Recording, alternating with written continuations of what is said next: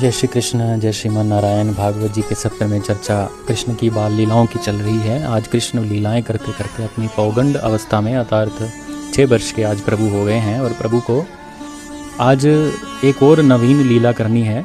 प्रभु ने देखा कि यमुना का जल बड़ा विषैला हो गया है और इस जल में जितने भी जीव जंतु या जितने भी पक्षी जानवर उसमें जल पी रहे हैं तो उनकी मृत्यु हो जा रही है। इतना विषैला जल यमुना का हो गया है। तो यमुना के जल को साफ करने के लिए, यमुना के जल से विषैले पदार्थ दूर करने के लिए आज प्रभु ने बड़ी अद्भुत लीला की है, जिसे कालीय नाग मर्दन लीला कहते हैं। क्योंकि यमुना में काली नाग आके अपना निवास स्थान बना चुका था और अपने परिवार सहित यमुना के जल को उसने अपना ग्रह बना लिया था और यमुना के जल को दूषित कर दिया था। तो लीला हम सब जानते हैं। प्रभु कंदुक क्रीड़ा अर्थात गेंद और बल्ले का खेल आज प्रभु ने ब्रज में किया और जब श्री दामा की गेंद जल में गिर गई तो प्रभु कदम्ब के वृक्ष पे चढ़ के प्रभु ने छलांग यमुना जी में लगा दी और यमुना जी में जाके प्रभु ने कालिया नाग का मर्दन किया।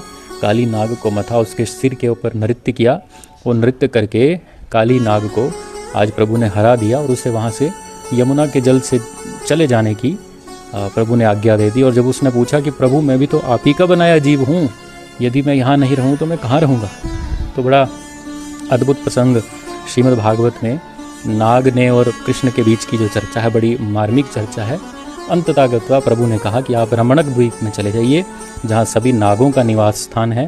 तो वो काली नाग जो है वो अपने परिवार सहित यमुना जल से दूर चला गया और जहाँ जगह प्रभु ने जो स्थान दिया वहाँ चला गया।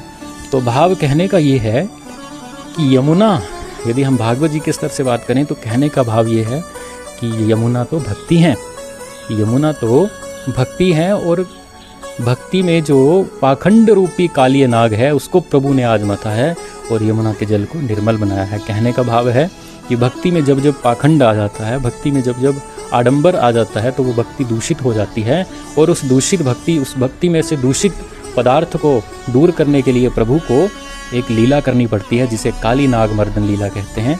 तो आज प्रभु ने वही की है कि यमुना के जल को पवित्र बनाने का अर्थ यही है कि भक्ति को प्रभु ने आज पवित्र किया है। भक्ति की पुनः स्थापना प्रभु ने की है और भक्ति में जो पाखंड हैं उस पाखंड को आज प्रभु ने दूर किया है।